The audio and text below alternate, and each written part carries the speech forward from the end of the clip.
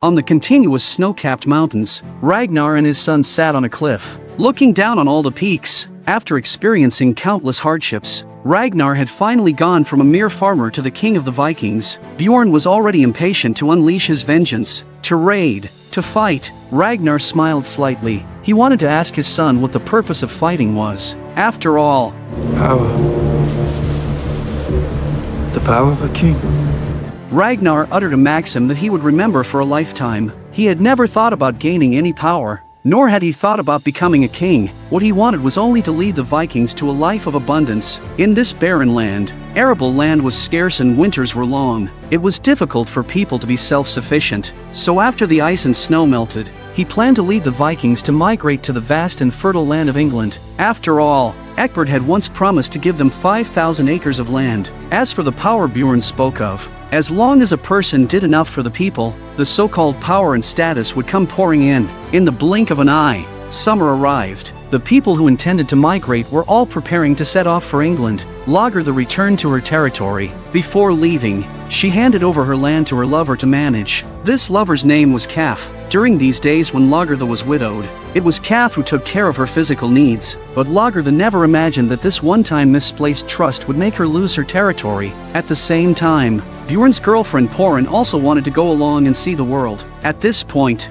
she was already pregnant. Fortunately, going to England was for farming, not for war. After failing to dissuade her, Bjorn had no choice but to reluctantly agree. Amid the people's reluctant gazes, dozens of ships loaded with farmers and warriors set off in a grand manner towards England. After dozens of days of tossing on the sea, everyone safely arrived at the Kingdom of Wessex in England. In front of the city gate, Ecbert and Quenthrith had long been waiting, but Ragnar discovered a serious problem. The hundreds of Viking warriors he had left here were all gone. At the banquet, Ragnar got straight to the point and asked where the hundreds of Viking warriors had gone.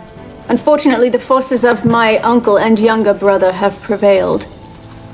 But if you, Ragnar Lothbrok, and you, Lagertha, would join with us, I am sure of victory.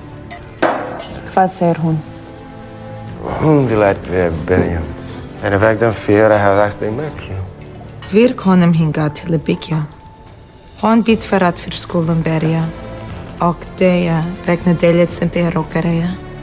Just as everyone was extremely angry, Ecbert said hypocritically, "I promised to give you land," but it was met with opposition from some nobles. "If you don't help Quenthrith regain the throne of Mercia, I'm afraid it will be difficult for me to explain to the nobles on our side." The reason Ecbert was helping Quenthrith was that he wanted Mercia to become his vassal state and pay in taxes every year. It must be said, Ecbert's scheme was really beautiful. Without spending a single soldier, he took all the benefits. In order to gain a long-term and favorable cooperation, Ragnar had no choice but to agree to help Quenthrith regain the throne. After discussion, Lagertha took the farmers to cultivate the allocated land. As a person trusted by both kings, Athelstan stayed by Lagertha's side. The others followed Ragnar to Mercia to fight. At the same time, worried that the Vikings would take Mercia for themselves after conquering it, Ecbert sent Ethelwulf to lead an army to go with them. With matters arranged, the group officially set off, divided into two routes. On the way, Ragnar asked Quenthrith to introduce her uncle.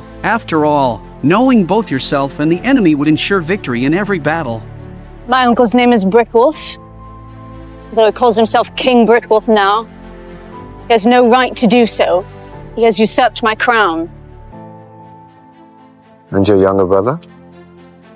His name is Burgred. We were always close, and I love him. And why does he fight against you? My uncle has poisoned his mind or used some magic against him.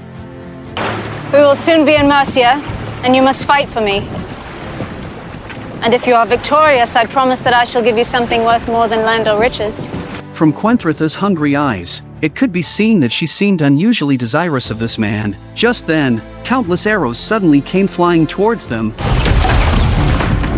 Throw him! Throw! After withstanding the arrow barrage, Ragnar calmly observed the enemy situation. The number of people on the opposite side was several times theirs. If they fought head-on, there was no possibility of winning. Rollo suggested they turn back now while there was still time, but Ragnar seemed confident. He saw a huge flaw in the enemy's battle formation. The forces on the right bank. much smaller than those on their left. And as far as I can see, there is no bridge. There is no way the two armies can easily rejoin. We attack your uncle. You stay out of our way. Sound the horn! Concentrate the full attack on the right bank! On steerboard! Seeing all the ships heading towards Bright Wolf's side, Burgred started to panic on this side. He never expected the enemy to not follow the rules and only attack from one side. Burgred ordered his men to angrily shoot arrows at the enemy.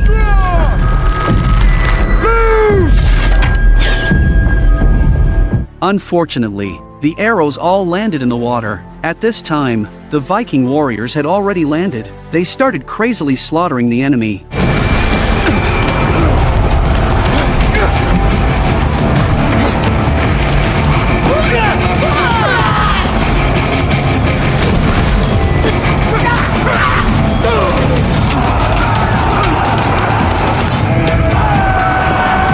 Seeing Bright Wolf's side in crisis, Burgred could only watch helplessly from this side.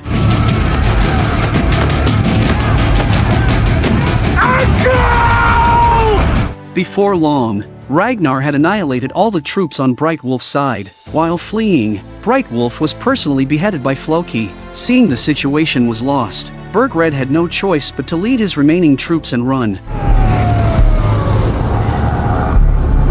Seeing her own uncle killed, Quenthrith could no longer contain her inner ecstasy, but she seemed unsatisfied and even requested Ragnar to chop off Bright Wolf's head. Ragnar was quite puzzled. Why did she hate her own uncle so much? Quenthrith frowned angrily. For the first time, she told others about her tragic experience. I was the only member of my family who raped me when I was a child. It was my uncle who first brought him to me. Since I was 6 years old, he abused me. He violated my body and my soul. And he told me not to resist the attentions of the many men that he brought to me, saying that they all wanted the pleasure. They all wanted the pleasure of sleeping with a child. And even when I cried and I said that they were hurting me, they didn't stop. Never stopped. Ragnar was stunned, so he had Floki cut off Bright Wolf's head. Quenthrith took the head and drove a sharp blade into Bright Wolf's head. After revenge, their next target was Burgred. Across the river, seeing the slowly approaching warships, Burgred immediately ordered preparations for battle, but when they saw clearly the scene on the ships, everyone was shocked silly. They saw that every ship was hung with the heads of Mercian soldiers. Their mental defenses were instantly destroyed. Most of the soldiers turned and ran, fleeing in all directions. Quenthrith called out Burgred's name, hoping he wouldn't run away. She promised not to harm him, but the deputy advised Burgred not to believe the princess's words and to withdraw immediately to save his life. She had killed his brother and would kill him too. Just like that, Ragnar used powerful psychological tactics to scare the enemy into a panicked flight without spending a single soldier. But the Viking tradition was to cut the weeds and eliminate the roots. Of course, Ragnar wouldn't let Burgred off. After occupying the kingdom of Mercia,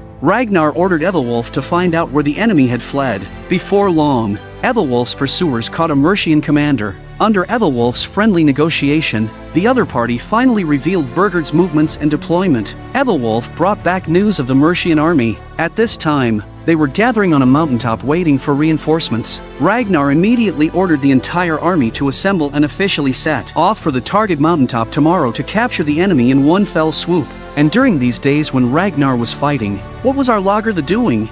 Her unique temperament deeply attracted Ecbert's attention, so Ecbert followed Lagertha to the fief. Seeing such vast and fertile land, Lagertha's heart was filled with joy. After everyone settled in, Ecbert began to frantically court Lagertha. He not only equipped them with production tools but also specially arranged a team of experts to guide their farming. Before he knew it, Ecbert had already stayed here for several days. But a country cannot be without a ruler for a day. So he planned to invite Lagertha to return to the capital together. Unexpectedly, Lagertha readily agreed. After returning to the capital, the relationship between them began to become subtle. Ecbert still launched a frenzied offensive towards Lagertha, even giving her a string of precious gemstone necklaces. And Judith also seemed quite interested in Athelstan. They talked about issues of religious belief. After the meal, Judith even expressed her love to Athelstan under the guise of confession. After staying here for a while, Lagertha prepared to return to the fief to continue farming. Athelstan also left with her.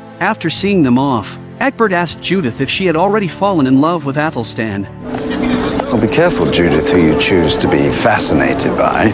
Unexpectedly, Ecbert actually encouraged Judith to boldly seek true love. At this time, Ragnar had already found the mountain where Burgred was hiding, but the enemy occupied the high ground, making it difficult for them to charge up. Just as Ragnar was at his wit's end, Thorstein, who had lost an arm in the previous battle, voluntarily stepped forward to attract the enemy's attention and buy time for his brothers to attack. Thorstein used his flesh and blood to withstand the cold arrows.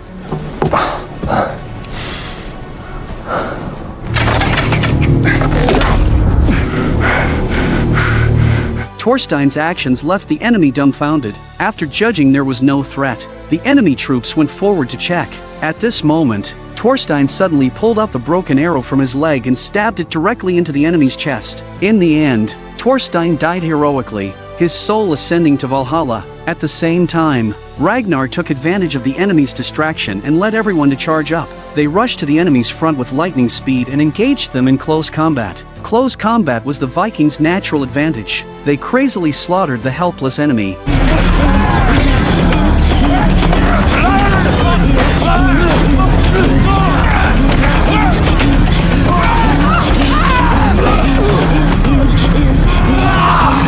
But because it was Porin's first battle and she was too reckless, she eventually fell into a passive position.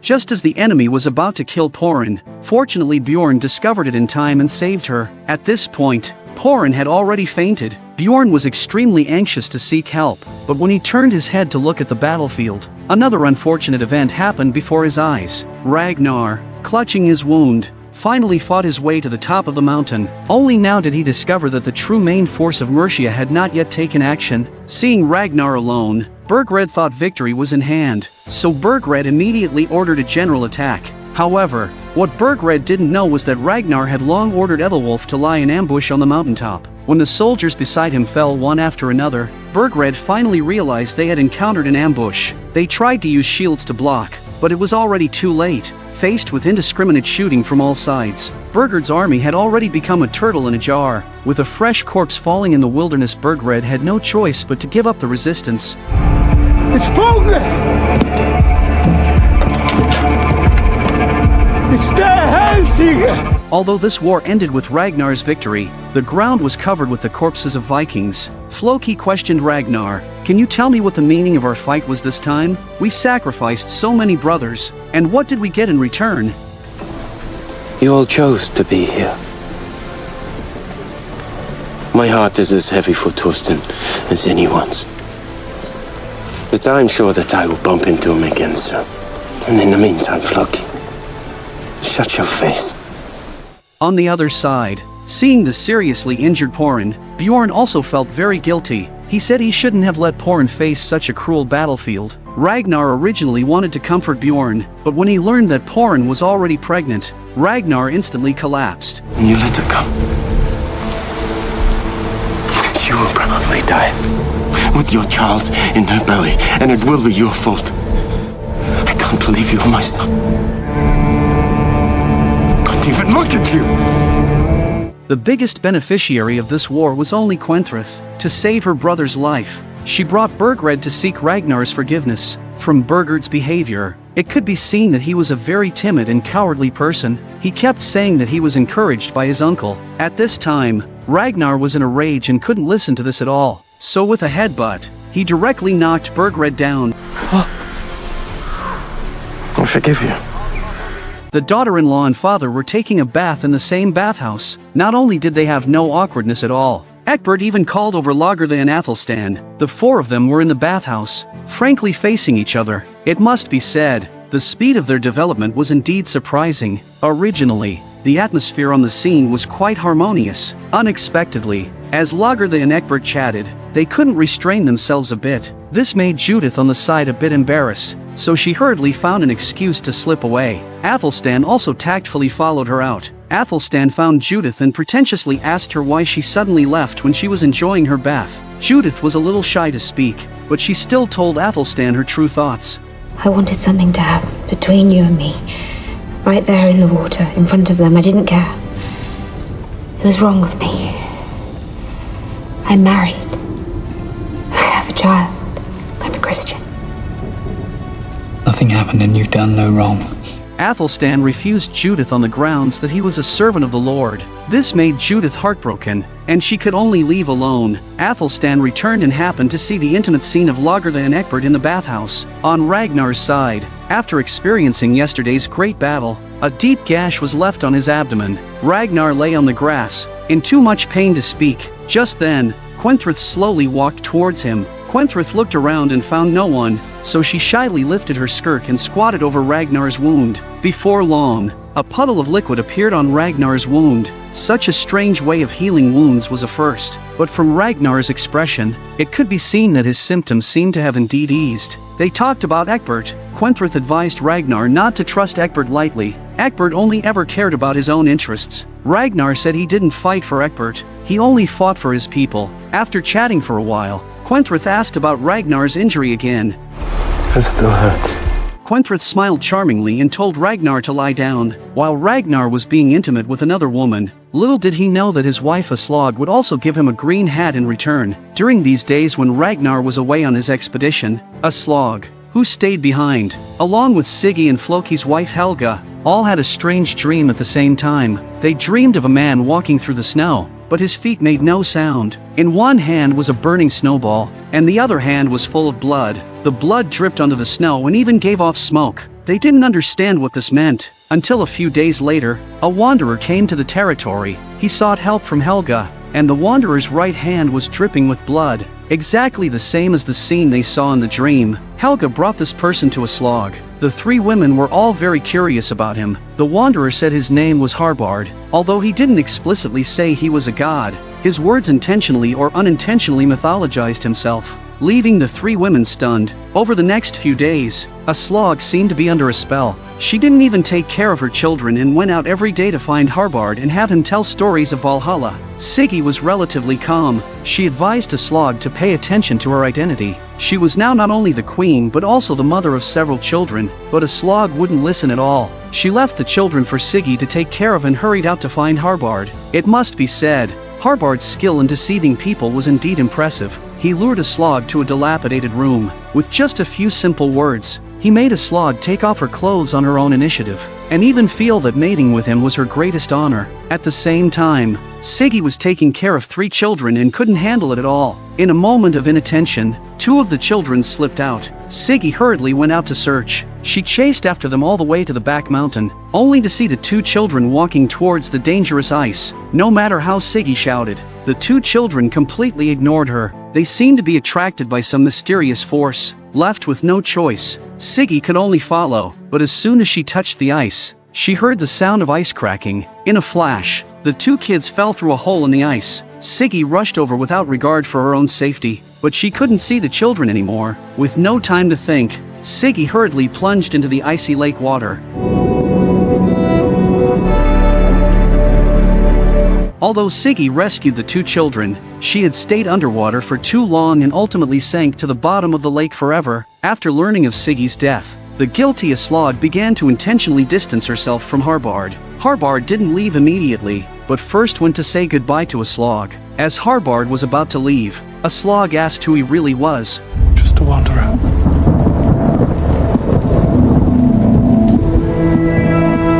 Helga chased after him, her eyes fixed on the direction Harbard was leaving. Just then, a white mist suddenly rushed in. When the mist dispersed, the mysterious man from the dream had vanished without a trace. Helga stood there, stunned. This made her realize that this man might really be a god. If you think only Ragnar was cuckolded, then you're still too shallow. After winning the battle, the allied forces began heading towards Wessex. Ethelwulf missed his wife very much. It's just that he didn't know that Judith, who stayed at home, had also prepared a green hat for him. Under Judith's crazy seduction, Athelstan ultimately couldn't resist the temptation, and our Lagertha wasn't idle either. During this time, she was immersed in the joy of carnal pleasure with Ecbert every day. Lagertha's charm had already made Ecbert unable to extricate himself. He wanted Lagertha to stay by his side and no longer cling to her northern title, but Lagertha was born with the Vikings' fighting blood in her veins. She naturally couldn't indulge in lovemaking. Moreover, Lagertha understood that she and Ecbert were just putting on an act for the occasion. Soon, everyone returned to Wessex's capital. Ecbert warmly entertained everyone, but power was what Ecbert and Ragnar really cared about. On the surface, they cooperated seamlessly, but their words were full of undercurrents. Ecbert wanted to control the real power in Mercia, but he couldn't openly seize it. He could only choose to manipulate behind the scenes. Ecbert wanted Quentrith and her brother to jointly rule the kingdom of Mercia and pay in taxes every year, but unexpectedly, at the night banquet, in order to have the throne all to herself, Quentrith actually personally poisoned her own brother to death.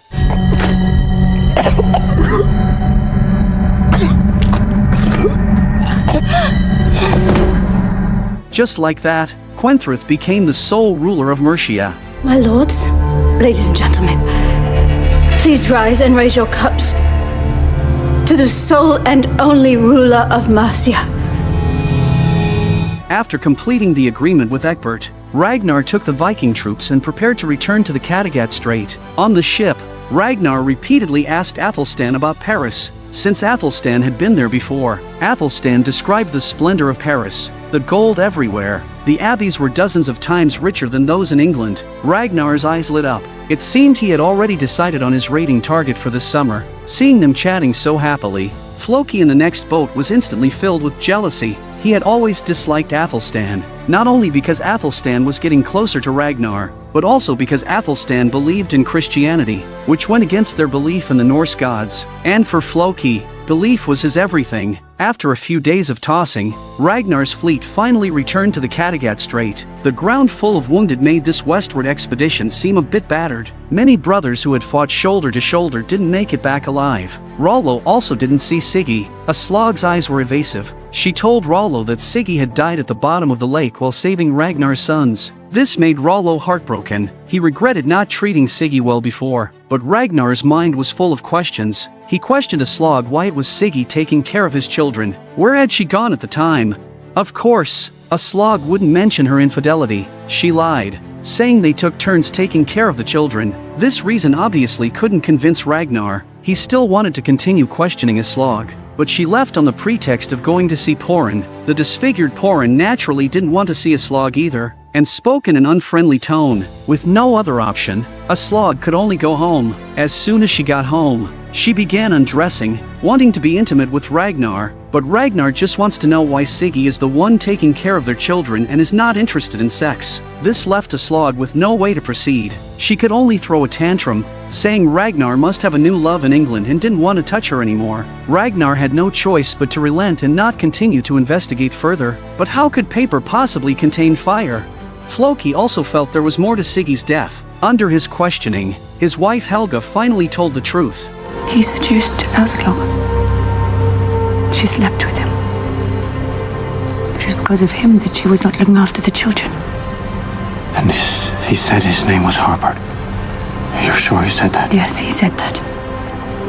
As Ragnar's best friend, Floki would definitely tell Ragnar about this, but what made him even more curious was the Wanderer's name, because Harbard was the alias the king of the gods, Odin, liked to use. This made Floki also start to think that this person who slept with Aslog might really be a god. At the same time, bad news reached Lagertha. It turned out that during the days she was on the expedition, her lover Calf had usurped her title and wealth. Lagertha was so angry she was speechless. She never imagined this dog would bite its owner. Lagertha found Ragnar, hoping he could help her regain her title, but Ragnar's words instantly made her heart go half cold. Ragnar claimed he didn't want to start another civil war causing more of their people to sacrifice. He seemed to have long forgotten that Lagertha had once come to his aid in his time of crisis. Unable to resist Lagertha's persuasion through soft and hard tactics, Ragnar had no choice but to perfunctorily say he would go negotiate with Calf together with her in a few days. In fact, at this time, Ragnar's mind was entirely on Paris. He found the seer,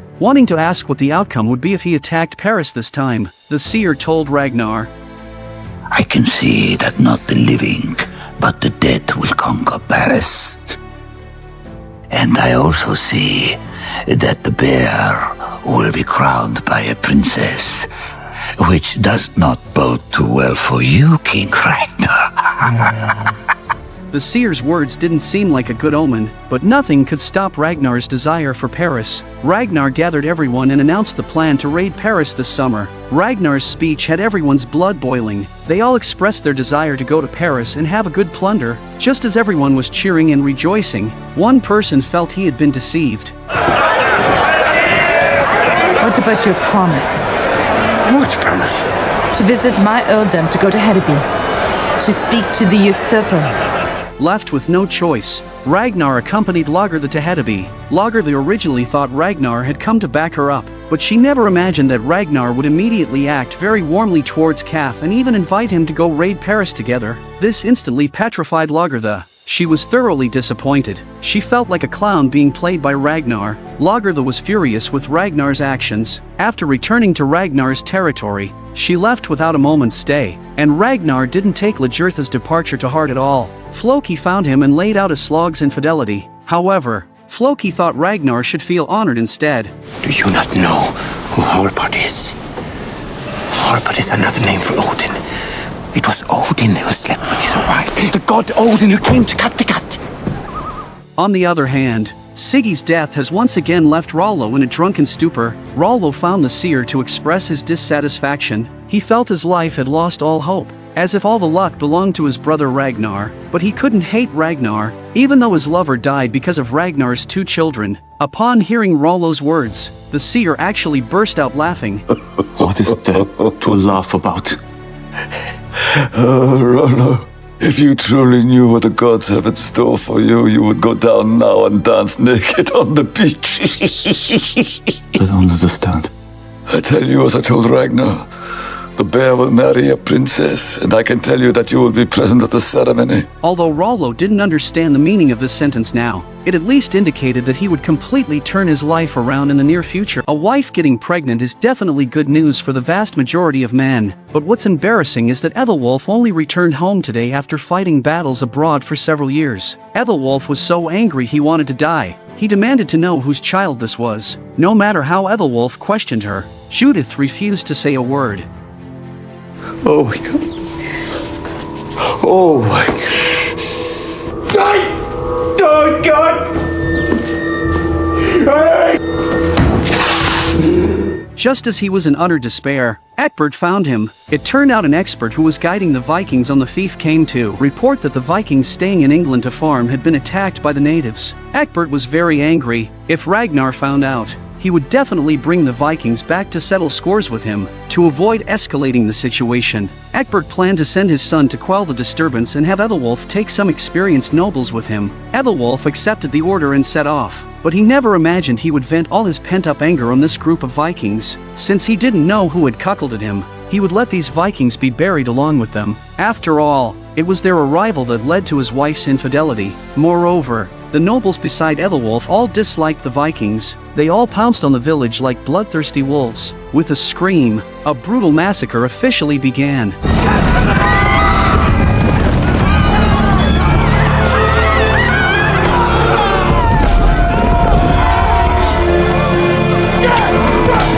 The defenseless villagers scattered like frightened lambs, but Ethelwulf had no intention of letting them go. Even the few-year-old children who had escaped the fief weren't spared. The slaughter continued into the night. Ecbert had originally planned for them to resolve the conflict. He never thought it would turn into quickly exterminating this group of Vikings. Just like that, the homes the Vikings had painstakingly built were ultimately reduced to ashes. News quickly reached the palace. Ecbert was instantly furious. They completely disregarded his orders. He had worked so hard to establish a good relationship with the Vikings, only to have it destroyed like this. If Ragnar found out, he would definitely take fierce revenge. The entire kingdom of Wessex would once again fall into crisis. In a fit of rage, Ecbert had all the nobles who participated in the massacre taken out and beheaded. Of course, Ethelwulf couldn't escape punishment either. He stood there blankly without a word. It wasn't until Ecbert had driven everyone away that the father and son finally revealed devious smiles.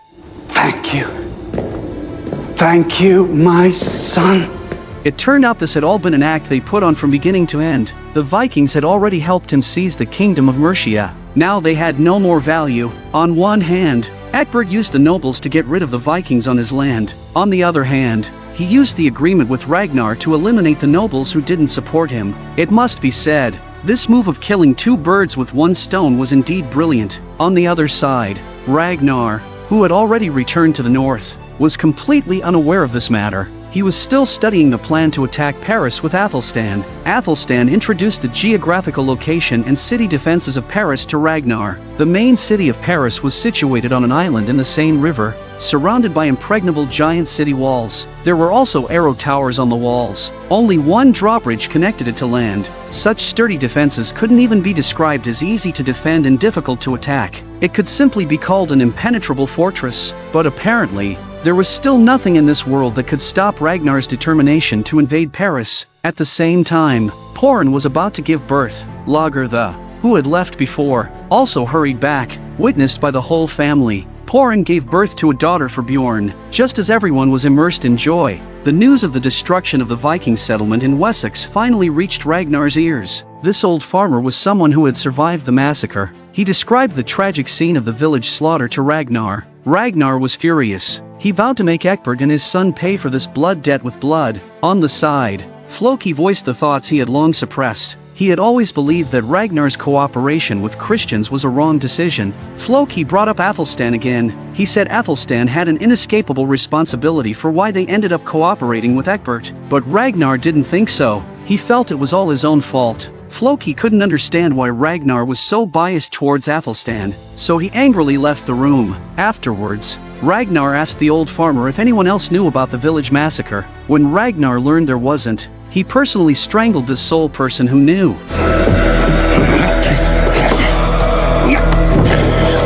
Ragnar's yearning for Paris had now become crazed. If his people all found out about the village massacre, they would definitely force him to march on England. And Ragnar didn't want anything to ruin his plan to invade Paris in the summer. The harsh winter would soon pass. One night, Athelstan was awakened by a rat while sleeping. Suddenly, he discovered a dazzling beam of light shooting in from the hole. Athelstan was very curious, so he immediately leaned in for a closer look, but was directly repelled by a mysterious force. The camera pulled back. His silhouette clearly formed the shape of a cross. Athelstan, who had repeatedly oscillated between two faiths, was extremely excited. It made him feel the Lord must have accepted him again. At the same time, over in Wessex, Athelstan's son was finally born, but as soon as the baby is born, Ethelwulf sends someone to tie Judith up in public. After Judith suffered being paraded in public and spat on by thousands, she was brought to the execution platform to receive punishment. Ecbert watched knowingly. He told Judith to confess who the man was that she cheated with. Judith, will you not give us the name of the father of your child?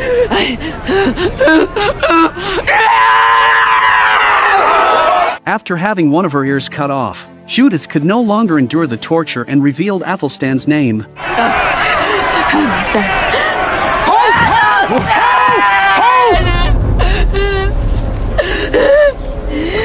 What do you mean it was Athelstan? What can you possibly mean by that? Athelstan is the father of my child. Ethelwulf felt this was a great humiliation for him, but Ecbert said Athelstan was the most devout Christian he had ever seen. For him to do this, he must have been guided by God, so this child was God's child. His arrival would surely bring miracles. So Ecbert named the child Alfred. Does this name sound familiar to you? That's right. This child was none other than Alfred the Great, the future father of England. On the other side, Athelstan had also awakened. At this moment, he seemed to have been reborn. Faith in God became incomparably firm in his heart. He resolutely chose to renounce the Norse gods and even threw the warrior's arm ring Ragnar gave him into the sea. And all of this was seen by Floki. As the most devout follower of the Norse gods, he clearly couldn't tolerate someone defiling his gods like this. So the idea of killing Athelstan slowly began to take root in his mind.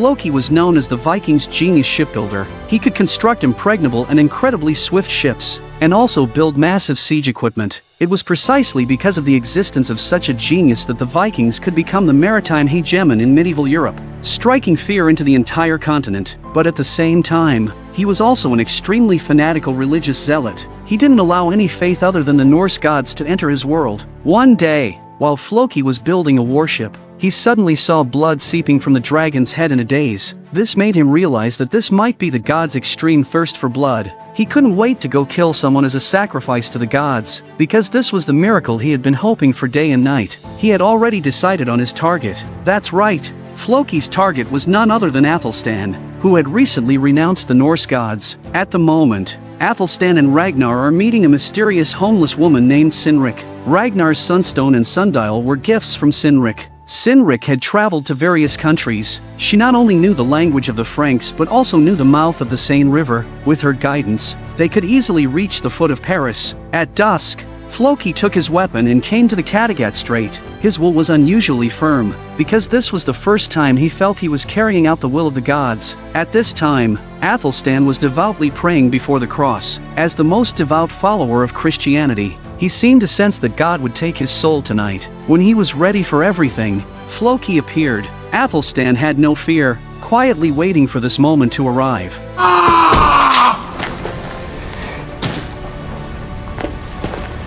Upon learning the news of Athelstan's death, Ragnar was heartbroken. He carried Athelstan's body to the mountain, intending to bury him in the place closest to God. To him, Athelstan was family, a friend, a confidant with whom he could share anything. Although their faiths were different, in the depths of Ragnar's heart, whether it was love, kinship, or friendship, all transcended faith. To express his deep mourning for Athelstan, Ragnar shaved off his hair and then put on Athelstan's cross pendant. This way, it would make him feel that Athelstan was always by his side. In the blink of an eye, summer had arrived. Knowing Ragnar was going to march on Paris, Viking warriors from other fiefs all came to the Kattegat Strait. Of course, this included Kaf, who had usurped Lajertha's territory. Kaf also brought two people Ragnar was familiar with. That's right. They were none other than the former King Horik's son Erlender and Jarl Borg's widow Torvi. They were now husband and wife. Lagertha was very displeased to see Kaf, but since they had to fight together next, she still had to be polite on the surface. After preparations were complete, a fleet of hundreds of warships set off grandly towards Paris. This was the Vikings' largest raiding operation to date. Along the way, Ragnar and Floki stared at each other intently. Ragnar knew Athelstan died at Floki's hands, while Floki felt Ragnar wearing that pendant was a desecration of the Vikings' faith. And so it was that they traveled to Paris. When he saw the city of Paris that he dreamed of capturing, Ragnar's eyes burst with the determination to take it even at the cost of his life. At the same time, Count Odo had also discovered the Vikings. He immediately sounded the citywide alarm and rushed to the palace. Hearing that the Vikings had come, the city instantly exploded into chaos. Although they had never seen the Vikings, the common people had all heard that these barbarians were cruel by nature, burning, killing, looting, and committing all kinds of evil wherever they went. Odo arrived at the king's palace. It could be seen that this place was even wealthier than Ecbert's, truly a heaven on earth. Count Odo seemed to have some strategy. He had long anticipated the Vikings would come and had even proposed plans to reinforce city defenses, block rivers, and so on, but no one listened. However, he still had a backup plan. Before this, he had stored a large amount of food and drinking water in the city, enough to last the entire summer. As long as they held Paris and didn't leave the city, the Vikings would eventually retreat on their own after failing to capture it. But Odo still advised King Charles to evacuate, just in case. Allow me a moment to reflect, Count Odo.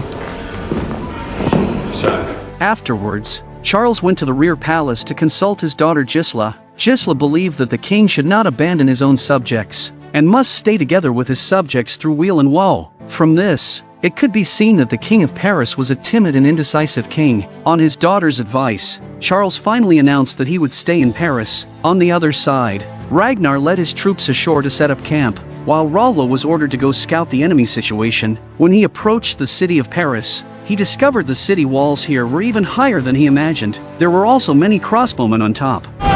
Raise shields!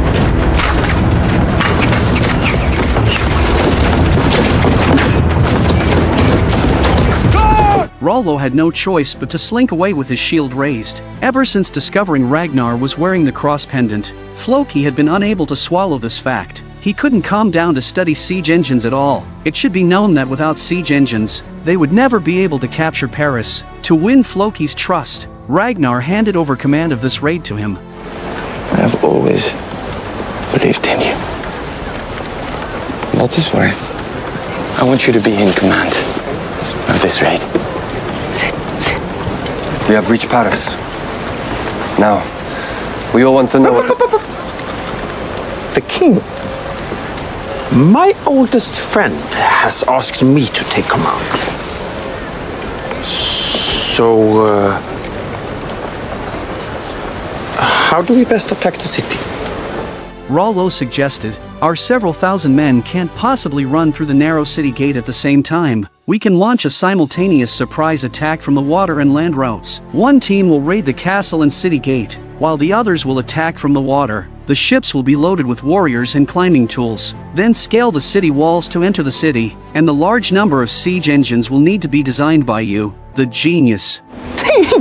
No, don't you worry about me, Rollo. I will make something truly astonishing.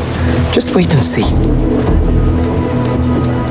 All those who agree with the plan, say aye. Aye. Aye. Floki was overjoyed to be a commander for the first time in his life. He worked day and night like a man possessed, studying siege engines. Before long, one after another, magnificent siege towers and siege ladders were born.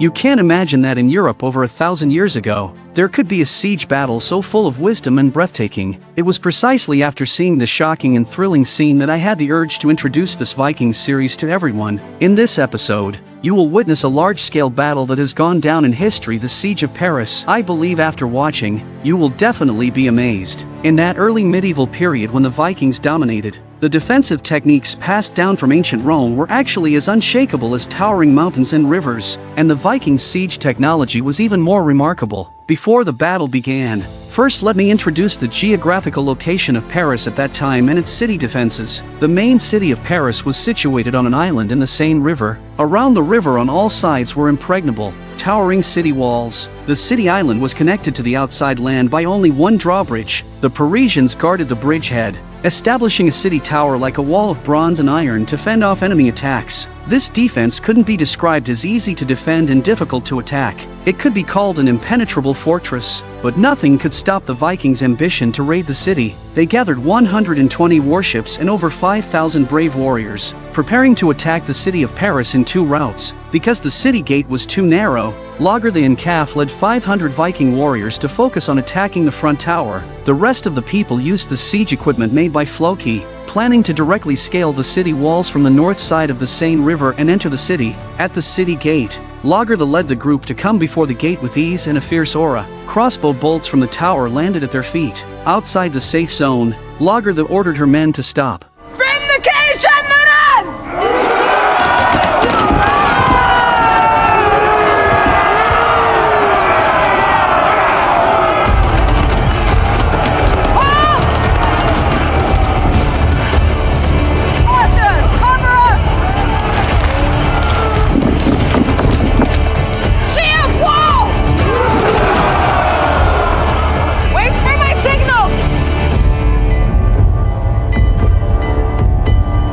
As the siege engines on the water route got closer and closer to the city walls, Floki, the temporary commander of this battle, blew the war horn. Under the cover of archers, the small squad at the city gate moved the siege engines step by step towards the gate. This was a protective cage built with wood and iron. The battering ram below and the iron plating were separate, so it was a simple split-type siege cart. The Viking warriors, enduring the enemy's crossbow attacks, finally delivered the split-type siege cart to the front of the city gate. As the people outside retreated, many fell to the crossbow bolts during the retreat. Afterwards, Ragnar ordered a dozen strong men to carry a giant log and continuously ram the city gate, but it was clear that the material of the gate seemed much sturdier than they imagined. Odo also ordered the soldiers to brace the city gate with a large number of wooden wedges. During this time, they even used boulders to fiercely smash the protective cage. On the other side, the siege equipment and longships full of soldiers had already approached the city walls. They placed wooden planks between the ships so the warriors could quickly and safely get close to the wall.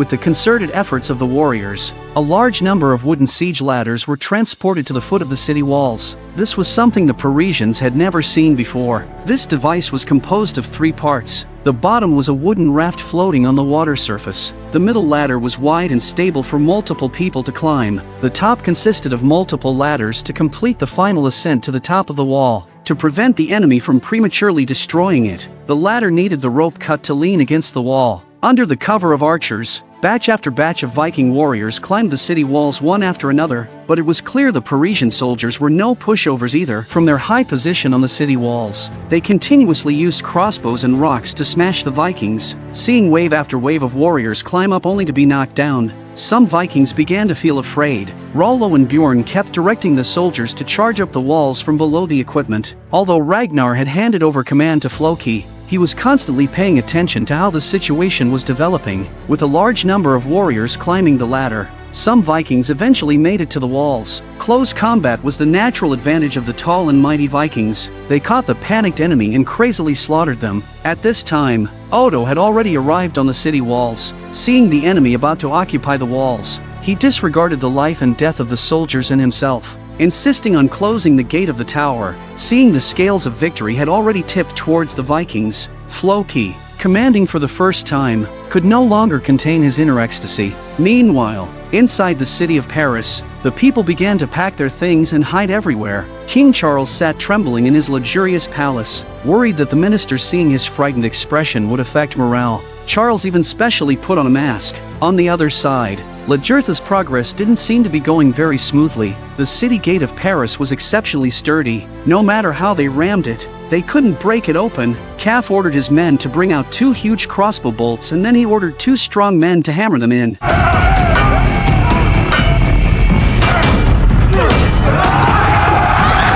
After unremitting efforts, the arrowheads finally pierced through the city gate. After the arrowheads rotated 90 degrees to get stuck in the gate, Calf ordered the soldiers outside the safe zone to bring over 2 warhorses.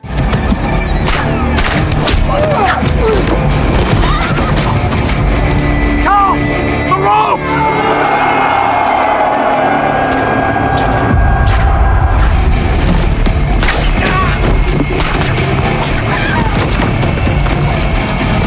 With the relay of several people regardless of life and death, the rope on the crossbow was finally connected to the ready warhorses.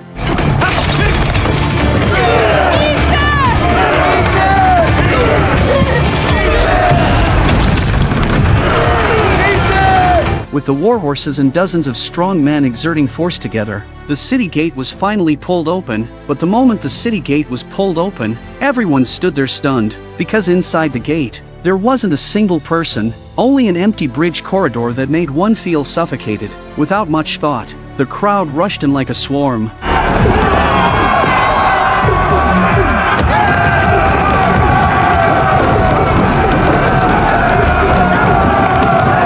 But halfway through, the battle-hardened Calf finally felt something was off. He told Lagertha to quickly retreat, but how would Lagertha listen to his command? Left with no choice, Calf had to knock Lagertha out with a punch and drag her out. As the drawbridge slowly fell, only then did they discover they were already in a desperate situation.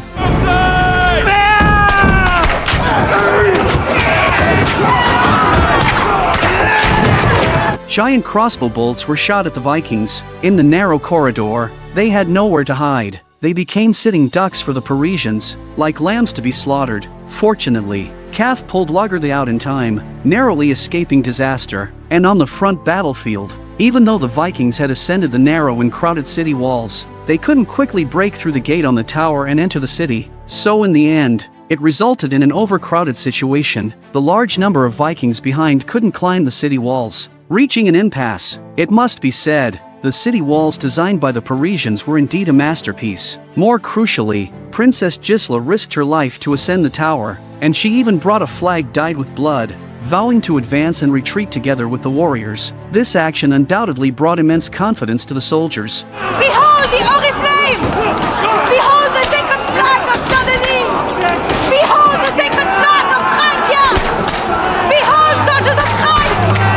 That wherever the oriflamme is, into no quarter is to be given to our enemies! Soldiers! Show no mercy! Fight on! After a speech by Gisela, all the Parisian warriors suddenly seemed divinely assisted. The fear in their hearts vanishing, they began to counterattack with no regard for their lives. The Parisian warriors pushed all the Vikings who had originally climbed the city walls off. This was probably the power of faith.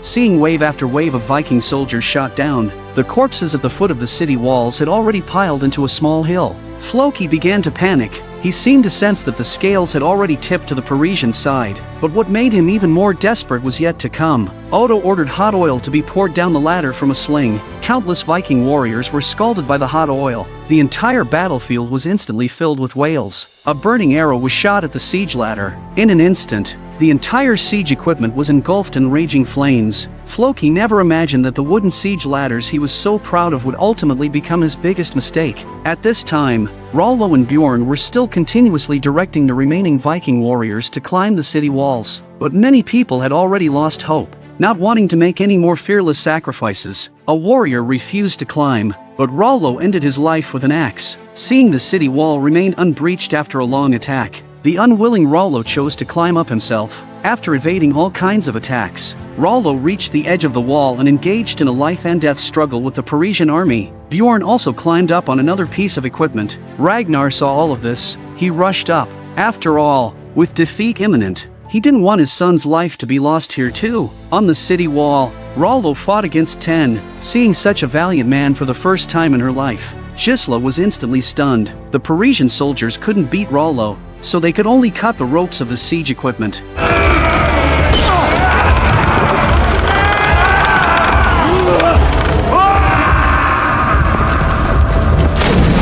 Just like that, Rollo heavily fell into the Seine River, his life and death unknown. Anxious to save his son, Ragnar rushed up the city wall. On the walls, Bjorn is fighting to kill the enemy, but in the end, 2 fists are not enough. Fortunately, Ragnar rescued Bjorn in time, but Ragnar fell into the enemy's encirclement.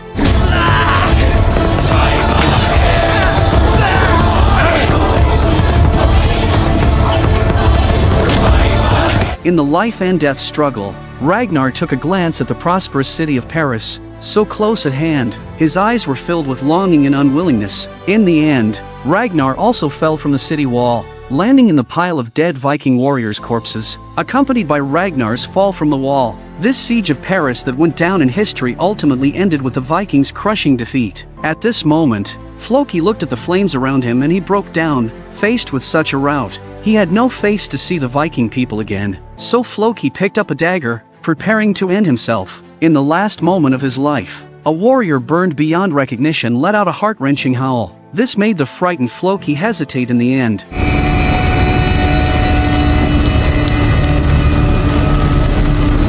After the great battle, upon seeing the mountainous corpses piled in the corridor, King Charles finally understood that the Vikings weren't as terrifying as imagined. Now that I see them up close, they seem so much less frightening than I suppose. Indeed, they appear almost human.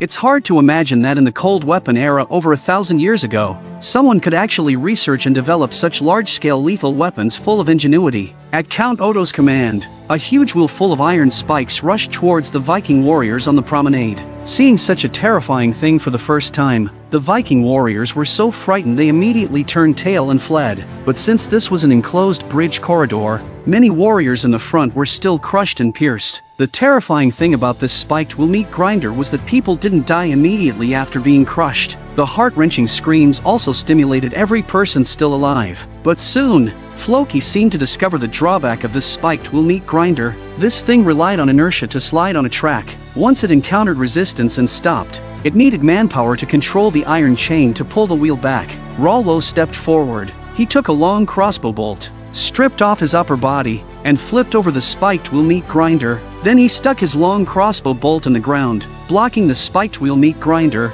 No matter how Odo shouted, The control device couldn't retract the wheel. At the same time, a large number of Viking warriors flipped over the spiked wheel meat grinder and charged towards the city of Paris. It seemed the scales of victory had already tipped to the Vikings' side. But how did they cross the city gate, like a wall of bronze and iron, and enter the bridge corridor?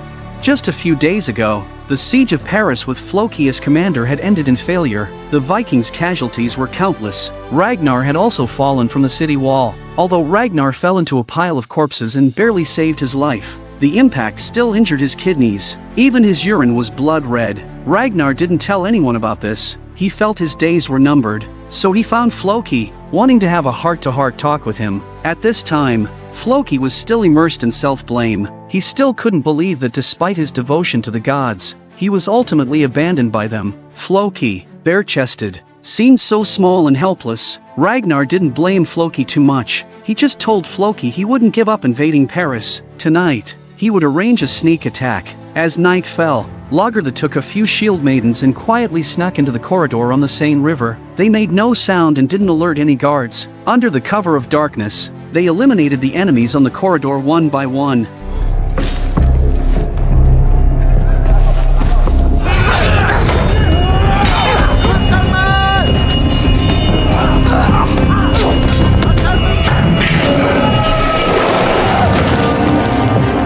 The enemy's crossbow bolts followed closely behind, but faced with this predicament, Lagertha directly picked up the torch beside her and ignited the hot oil. The flames burned down the city gate, and outside the quiet gate, a large number of Viking soldiers had long gathered there. Just like that, Lagertha used the smallest sacrifice to breach the city gate that had been difficult to take down before. The Vikings rushed towards the corridor like wolves and tigers, but they didn't expect the Parisians' defense to be an impenetrable fortress. They brought out their ultimate weapon, the spiked wheel meat grinder, to resist the Vikings' attack.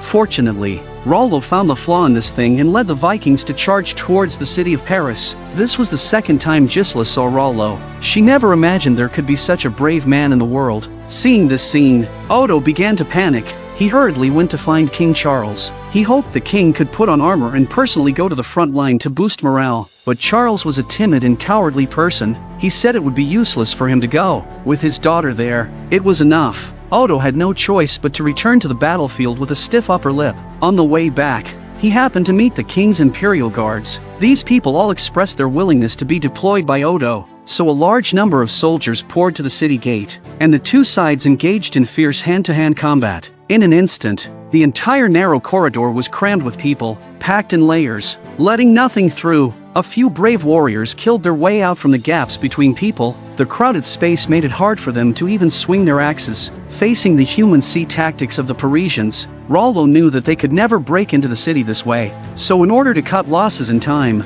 he ordered everyone to retreat collectively.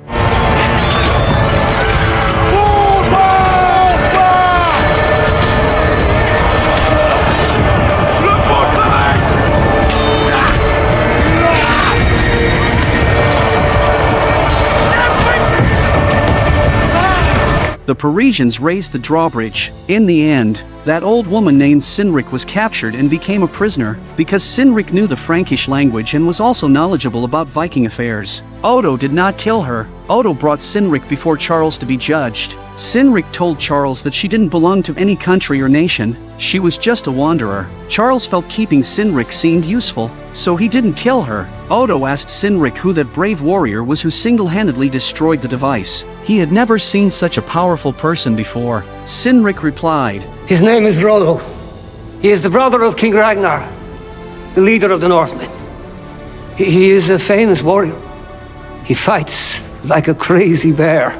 Cynric describes Rollo as being like a giant bear gone mad when he fights. I wonder if everyone remembers what the seer once told Rollo about the bear and the princess's wedding. It seems Rollo's good fortune will soon arrive. At the same time, while the Vikings were attacking Paris, Ecbert in England also encountered a headache. It turned out that just like Ecbert destroying the Viking settlement, Quenthrith also went back on her word. She no longer acknowledged herself as a vassal state of Wessex. Not only was she unwilling to pay taxes to Ecbert, she even killed the nobles Ecbert sent to the kingdom of Mercia. Ecbert was furious and sent Ethelwulf to threaten Quenthrith that if she didn't continue paying taxes, They would meet on the battlefield. Ethelwulf went on orders. Quenthrith didn't beat around the bush either and directly had a servant bring out a child in swaddling clothes. Prince Magnus. Hello, darling. That is a northern name, that is not one of ours. How clever you. Yes, he's named after his father. His father? I think you may know him. Ragnar Lothbrok. It turned out this child was the one she had with Ragnar. Quenthrith dared to turn against Ecbert precisely because she was relying on Ragnar, but what she didn't know was that the Viking settlement was long gone. Ecbert had already broken with Ragnar. In which case it would inconvenience us a great deal if we were to find a ready ally here in Mercia. He cannot help you, and you can't threaten us with him. Knowing her relationship with Ragnar couldn't threaten Ecbert, Quenthrith could only obediently pay taxes. Ethelwulf completed his mission, but he didn't know he had been cuckolded again. The one who cuckolded him this time was none other than his father. Ecbert promised to protect Judith and his young son, but Judith had to pay a price. As for what that price was, it couldn't be more obvious. I want you to be my mistress. Then you will protect Alfred. Look after him. Get into the bed. Although they had lost over 1,000 men and horses, Ragnar didn't give up his desire to invade Paris. He ordered the remaining troops to camp at the city gate of Paris, with no intention of withdrawing at all. Odo, besieged inside the city, was at his wit's end. Originally, the city's food reserves were already very short, and now they encountered a large-scale plague. A large number of people died in this plague. If this continued, the Vikings wouldn't need to invade, they would perish on their own. Odo found the king and explained the current predicament. Although the defense of Paris was impenetrable and the Parisians had been victorious in both battles, the Vikings clearly had the advantage in numbers. If they went out of the city for a direct confrontation, they had no chance of winning. Odo suggested negotiating. Since the Vikings' goal was to raid the city, they should compensate them with some gold to send these Vikings away. But Gisla didn't agree. She said civilized people shouldn't submit to barbarians. They had a heated argument. King Charles also couldn't make up his mind, so he decided to listen to God's will at church the next morning. On the Vikings' side, the successive defeats had lowered their morale. They had tried direct confrontation and night raids, but just couldn't take Paris. Just as they were thinking about which part had gone wrong, a group of Parisian soldiers brought Cynric to the Vikings' camp. It turned out Charles had ultimately chosen to negotiate. It could be seen that Ragnar's health was already very weak at this time. He could only lie down to receive the envoy. King Ragnar, the Franks want to discuss a way to end the siege. Why? They don't believe you are capable of breaching the city walls. I say we are. And what will they give us if we lift the siege? That would be decided at a meeting between you and the commander of the city, Count Odo. After stating the specific terms of the negotiation, the envoy prepared to leave with Cynric, but Rollo walked up and directly cut the rope the envoy was leading. Faced with this giant bear-like warrior, the envoy showed fear on his face. Terrified, he had no choice but to obediently release Cynric and then slink away. After the Parisians left, the Viking side instantly erupted. Aside from Ragnar, not a single person was willing to accept the negotiation. They insisted on attacking into the city. Even if they couldn't break in, they would starve them out. Ragnar endured the severe pain and stood up, declaring to everyone who was the king of the Vikings. I did not become king out of ambition, but once again, I had no choice. As a result of other people's actions. And as a ruler, I have the last say. Me! With no more discussion, we shall meet the Franks tomorrow. Early the next morning, Rollo discovered Ragnar was gone. Without a doubt, Ragnar must have taken people to the city of Paris alone to negotiate, so the crowd immediately chased after him. At this time, Ragnar was weakly meeting Odo, leaning on a wooden staff. Neither side wasted words. Odo asked right away how much money it would take for them to leave. Was 5,760 pounds of gold enough? Then he said their reinforcements would arrive soon. Hearing this, Ragnar instantly laughed. You won't have any reinforcements at all, and 5,760 pounds of gold and silver is too little. I have another important thing I need your help with. But for you, it should be worthless. Odo asked what it was. Ragnar said, I want to be baptized. Si va che baptizzate levet set. And when I die, I want to be reunited with my Christian friend, who happens to be in your heaven. Non el paradis. He says you will go to hell, not heaven.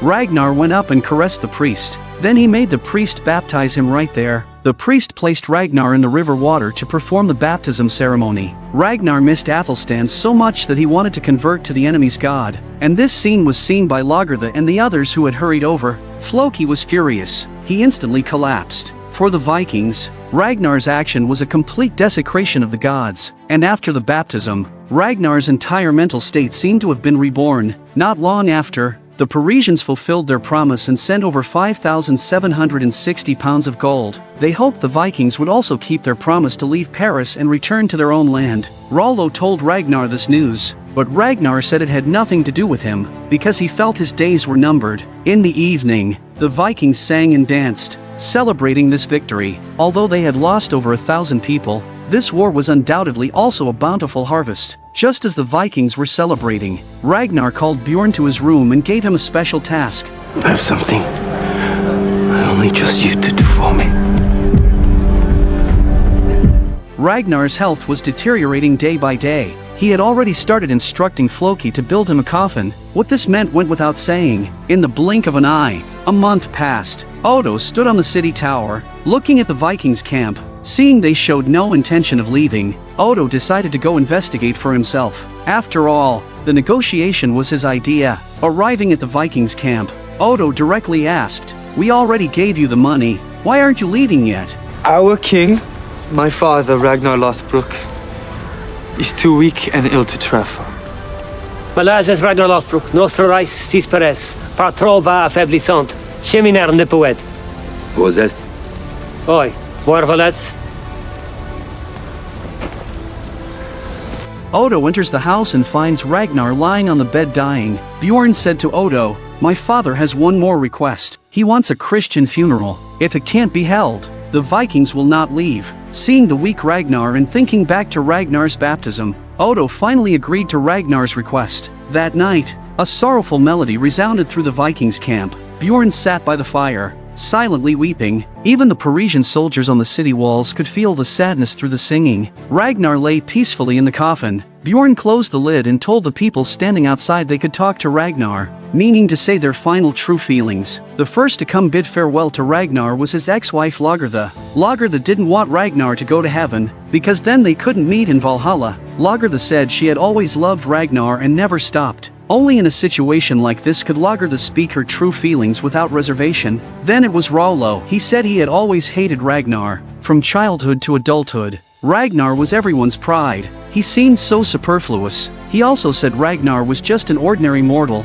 Rollo's words contained more reluctance to part. The last was Floki. He had always followed Ragnar. Floki loved him and hated him. It was Ragnar who ignited his desire for battle. At the same time, Ragnar betrayed the Norse gods, the faith he was willing to defend with his life. The next day, amid everyone's farewells, Ragnar's coffin was carried into the great hall inside the city of Paris. The king of Paris and the ministers were all in the hall. They held a grand Christian funeral for Ragnar, but the next second, a terrible thing happened before their eyes.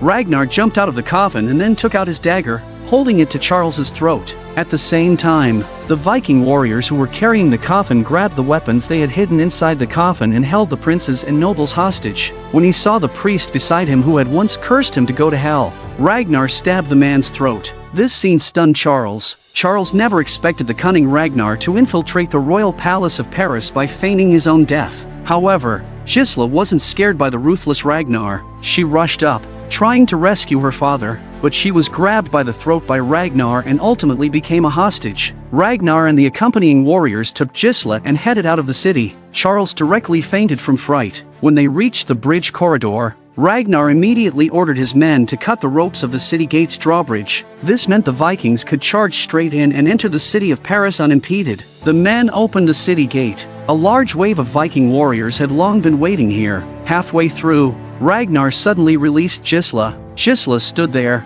not daring to move rashly. In her heart, the Vikings were a group of demons who killed without batting an eye. But at this moment, Her impression of these barbarians finally changed slightly. At the city gate, Bjorn waved his hand and the Vikings rushed into the city of Paris like wolves and tigers. Just like that, Ragnar broke through the city gate of Paris that had been difficult to take down before. Without spending a single soldier, the weak Ragnar walked out. Only at this moment did he finally collapse into his son's arms with relief. Seeing Ragnar come back from the dead, Lager the Rollo and Floki didn't know whether to be happy or angry about being deceived, but they still decided to settle the score with Ragnar after returning. The Vikings rushed into the city, burning, killing, and looting everywhere. They vented the emotions they had suppressed these days without restraint. After a round of plundering, they quickly left. At this moment, Charles was so scared he was still collapsed on the ground, eyes vacant. It wasn't until he heard Odo say the Vikings had left after looting that Charles slowly stood up. Back at camp, they're all furious with Ragnar for faking his death. They had said so many sincere words, all heard by Ragnar. This completely deceived their feelings, and only Bjorn knew about Ragnar's trick. Wasn't this clearly showing distrust in everyone? Bjorn said he was only acting according to his king father's orders. The king's orders couldn't be disobeyed, but at least the goal of breaking through Paris was achieved, so it could be considered perfect. Seeing that everyone didn't say anything more, Bjorn began to convey his king father's decree. Tomorrow, they would pull up camp and return to the Kattegat Strait. They would come back to Paris to loot next spring, to guard against future troubles. Father Ragnar hoped to leave some people here and also needed a leader to defend the place. I will stay. No. You have no reason to stay here, Floki. And what reason do you have, uncle? And it's decided. The reason Rollo chose to stay was self-evident, because he wanted to see what the bear and princess's wedding the seer spoke of actually prophesied. On the other side, upon learning the Vikings hadn't all left, Charles was on pins and needles every day. Feeling deeply apprehensive and fearful, he felt he should do something to resolve next year's crisis. So Gisela became the sacrificial victim of this political marriage. He wanted to give his daughter's hand in marriage to Rollo in exchange for lasting peace in Paris. Gisela strongly opposed, but in the end, the arm couldn't twist the thigh. You will be offered a vast area of land in the northern part of Francia. The Emperor will also make you a duke, the highest honor he can bestow. You will be very rich and you will be very important. When the messenger said that King Charles had promised Rollo land and titles, Rollo's face didn't make a ripple. It wasn't until the messenger said Princess Gisela would marry him that a rare smile appeared on Rollo's face. You may not understand the meaning of this sentence yet. The Parisians' intention was for Rollo to betray Ragnar and help Paris resist the Vikings' attacks. Rollo gave a cold laugh. He wanted to see if this princess was really worth him betraying his brother for. King Charles held a grand ceremony in the palace to welcome Rollo. But who knew? Gisela would scold Rollo to his face in front of everyone. Qu'est-ce que disent mes pères, tel Bestaille ne prendrait mis à père. Fille de grand lignage suis, non de folle pute garçonnière. Ni elles audrèrent de vivre qu'à s'offrir que telle glotte députèrent mato chaste. Païen est, de ville estras, si amnade, tel totes bestornaise. Azors guignon et as brognon, miels audrait mon pucelage par puterie livré cad isestui gosse vilain. Pas trop méords. Gossier cuide. But unexpectedly, Rollo liked women with such a fierce temper. In Princess Gisela, he seemed to see the shadow of Lager, the woman he had longed for but could never have. J'avoue, salut. On the ship heading back, Ragnar called for Floki. He stared straight at Floki and said,